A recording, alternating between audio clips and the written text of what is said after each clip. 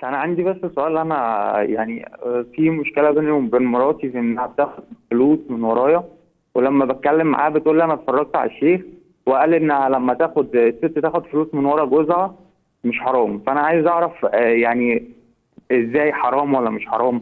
لا، هل حرامين اتنين في بعض الحقيقة، مش حرام واحد. انا معروف من زمان وانا قلت الكلام ده، ان خذي ما يكفيك وولدك بالمعروف كان قضاء من النبي عليه الصلاة والسلام، ما كانش فتوى. يعني لا يجوز تعميمه، لان خذي ما يكفيك وولدك بالمعروف دي لما تتساب سداح مداح البيوت كلها بقى اللي هتخرب بحقي وحقيقي، لان المعروف بيختلف من واحده للتانيه بهبل، وهيشك فيها وهيقول عليها حراميه وهتنتهي.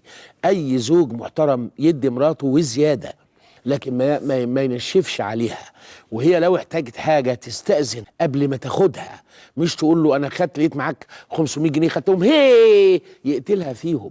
ما ينفعش، ده امان الدنيا. ان ما كانش يبقى موجود بين الراجل ومراته الحياه ملهاش اي لازمه، وهي تطلب تجد، لانها معاشره مسلم محترم سرها وغطاها، طلبت اتنين تاخد تلاته ما دام قادرا.